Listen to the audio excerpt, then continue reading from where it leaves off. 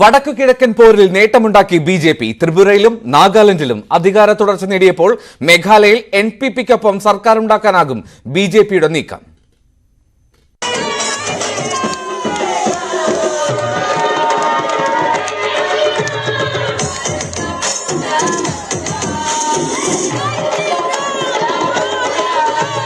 ത്രിപുരയിലും മേഘാലയയിലും നാഗാലാൻഡിലും പുതുതായി ഒന്നും സംഭവിച്ചില്ല.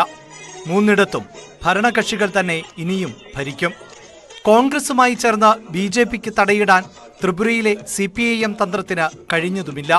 പൂജ്യത്തിൽ നിന്ന് നിയമസഭയിലേക്ക് സാന്നിധ്യം അറിയിക്കാനായത് കോൺഗ്രസിന് വലിയ ആശ്വാസമാണ്. ബി.ജെ.പി. വോട്ടുകൾ ഭിന്നിപ്പിക്കുമെന്ന് വിലയിരുത്തിയ തിപ്രമോത്ത മുന്നേറിയിട്ടും ബി.ജെ.പി. തളർന്നില്ല.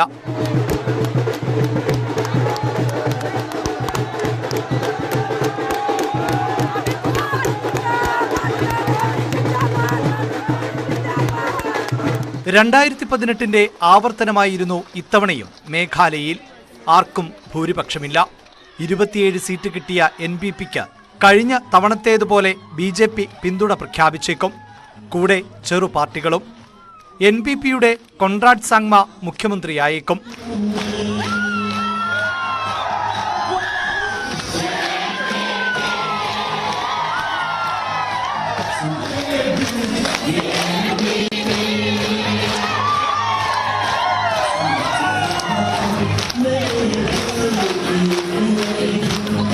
നാഗാലാൻഡിൽ NDPP BJP. സഖ്യത്തിന്റെ മേധാവിത്വം തെളിയിക്കുന്നതാണ് തെരഞ്ഞെടുപ്പ് ഫലം.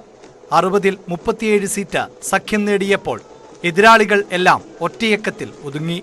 ലോക്സഭാ തെരഞ്ഞെടുപ്പിന് 1 വർഷം മാത്രം ബാക്കി നിൽക്കെ വടക്കു കിഴക്കൻ സംസ്ഥാനങ്ങളിലെ സ്വാധീനത്തിൽ ഇടിവുണ്ടായില്ലെന്ന് തെളിയിക്കുകയാണ് ബി.ജെ.പി. മുന്നേറ്റം. Election desk, news 18. ത്രിപുരയിൽ ബി.ജെ.പിക്ക് ഭരണ തുടർച്ച. 60-അംഗ നിയമസഭയിലെ 33 സീറ്റുകൾ വിജയിച്ചാണ് ബി.ജെ.പി. സഖ്യം അധികാരം നിലനിർത്തിയത്. CPM കോൺഗ്രസ് സഖ്യം ഫലം കാണാതെ വന്നപ്പോൾ കന്നിയംഗത്തിൽ തിപ്രമോദ തിളങ്ങി. വിജയത്തിന് തിളക്കം കുറഞ്ഞുവെങ്കിലും അധികാരം നിലനിർത്താനായത് ബി.ജെ.പിയുടെ രാഷ്ട്രീയ വിജയമാണ്.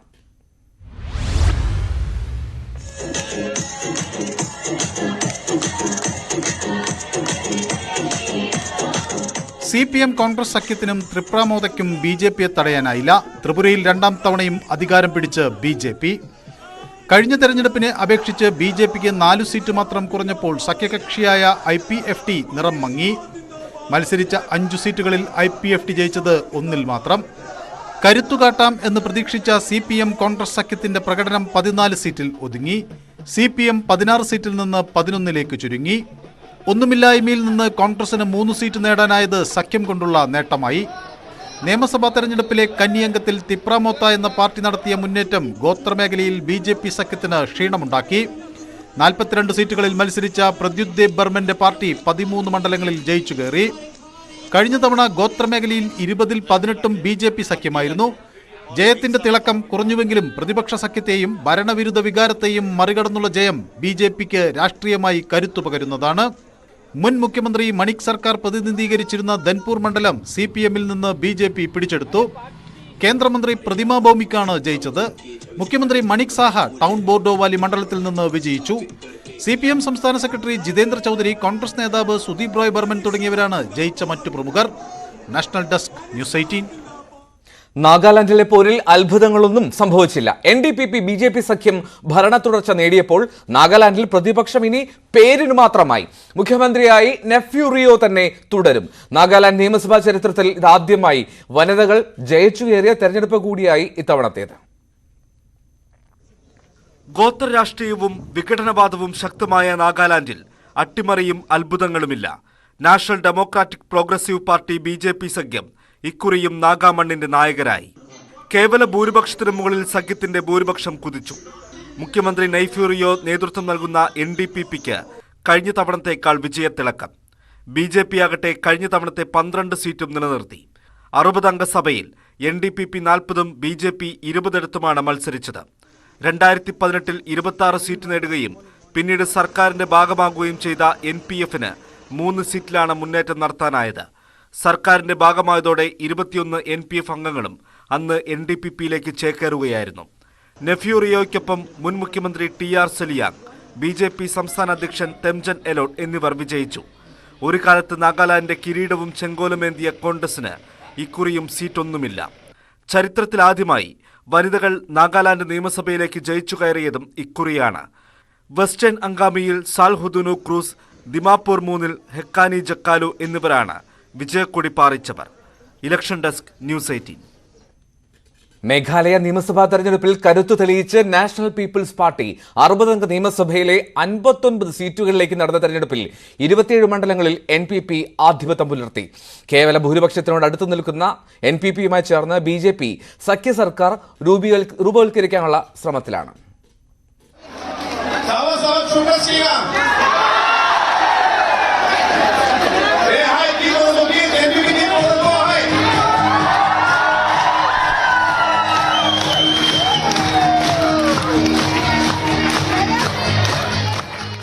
ഖാസി, ജേൻഡിയഗാരോ കുന്നുകളിലായി പടർന്നു കിടക്കുന്ന മേഘാലയയിൽ 2018-ലേതിന് സമാനമായ ജനവിധിയാണ് ഇത്തവണയുണ്ടായത്.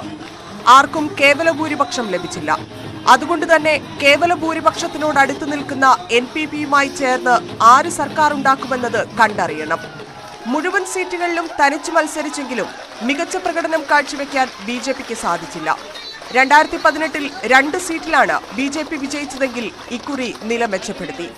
കഴിഞ്ഞ നിയമസഭാ തെരഞ്ഞെടുപ്പിലെ ഏറ്റവും വലിയ ഒറ്റകക്ഷിയായിരുന്ന കോൺഗ്രസ് ദയനീയ പ്രകടനമാണ് ഇത്തവണ കാഴ്ചവെച്ചത്.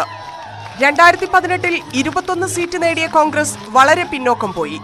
ഭാരത് ജോഡോ യാത്രയിലൂടെ രാഹുൽ ഗാന്ധി സൃഷ്ടിച്ച അലയൊലികൾ ഇന്ത്യയുടെ വടക്കുകിഴക്കൻ സംസ്ഥാനങ്ങളിൽ പ്രതിഫലിച്ചില്ല എന്നതാണ് ശ്രദ്ധേയം.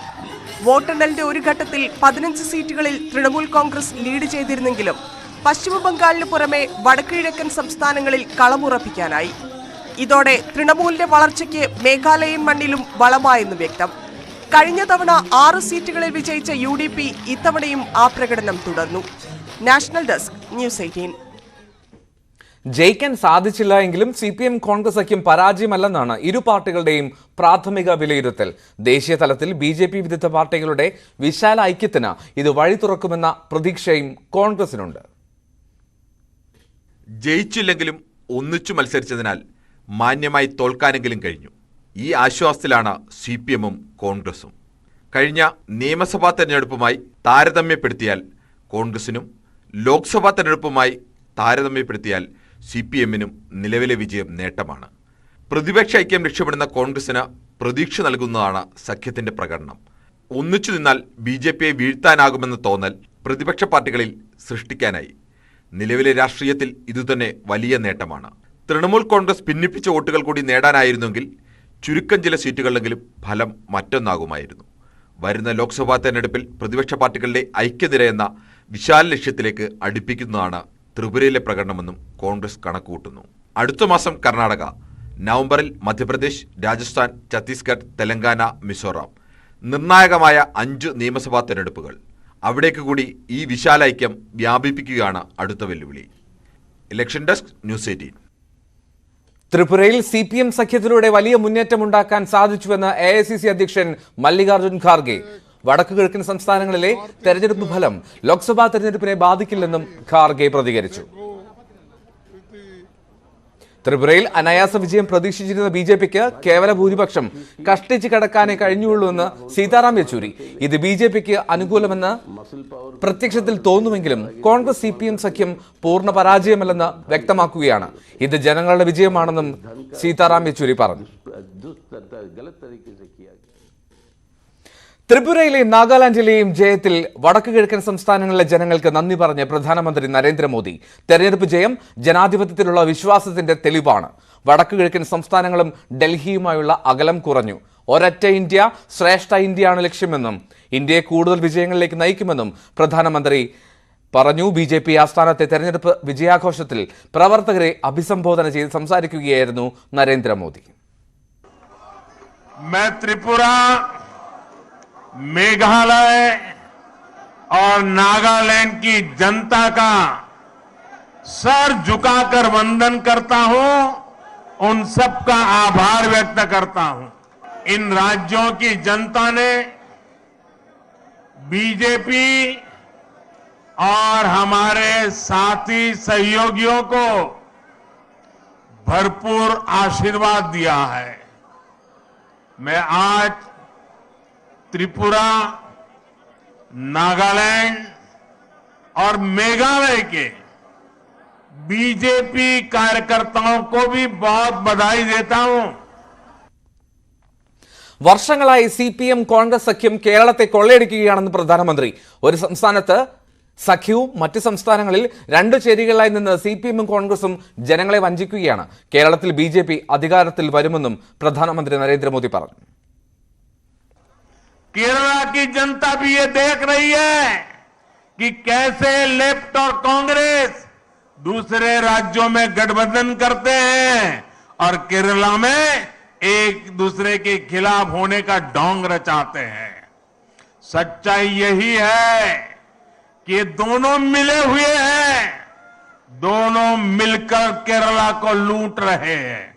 इसलिए मुझे विश्वास है कि आने वाले वर्षों में भी जैसे नागालैंड में हुआ है, जैसे मेघालय में हुआ है, जैसे गोवा में होता रहा है, केरला में भी भाजपा गठबंधन की सरकार बनेगी।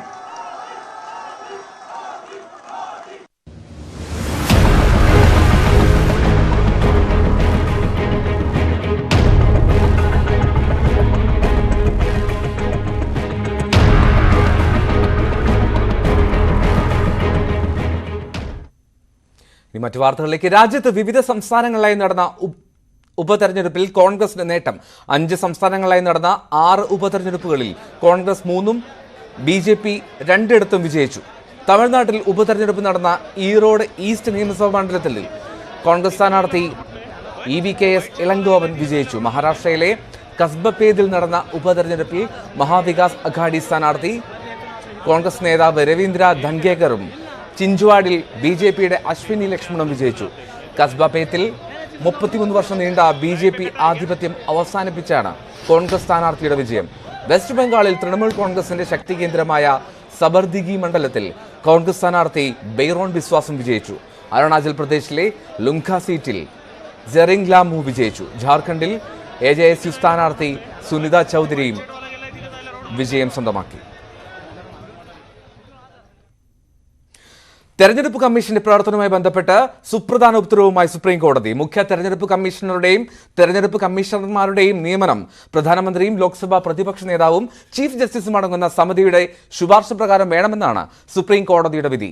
ഈ കമ്മിറ്റിയുടെ ഉപദേശപ്രകാരം രാഷ്ട്രപതി നിയമനം നടത്തണമെന്നും സുപ്രീം കോടതിയുടെ ഭരണഘടനാ ബെഞ്ച് ഉത്തരവിട്ടു. തെരഞ്ഞെടുപ്പ് കമ്മീഷൻ നിയമനത്തിന് കൊളീജിയം മാതൃകയിൽ സംവിധാനം വേണമെന്നാവശ്യപ്പെട്ട് സമർപ്പിച്ച ഹർജികളിലാണ് ഭരണഘടനാ ബെഞ്ചിന്റെ വിധി. ഐക്യകണ്ഠേനയാണ് 5-അംഗ ബെഞ്ച് വിധി പറഞ്ഞത്. തുടരുകയാണ്. LDF കൺവീനർ EP ജയരാജന്റെ ഭാര്യ KP ഇന്ദിരയും മകനും ഡയറക്ടർമാരായ കണ്ണൂർ ആന്തൂരിലെ വൈദികം ആയുർവേദ റിസോർട്ടിൽ പിടിമുറുക്കി കേന്ദ്ര അന്വേഷണ ഏജൻസികൾ. സ്ഥാപനത്തിൽ ആദായ നികുതി വകുപ്പ് ഉദ്യോഗസ്ഥർ റെയ്ഡ് നടത്തി. പരിശോധനയിൽ GST വകുപ്പ് ഉദ്യോഗസ്ഥരും പങ്കെടുത്തു.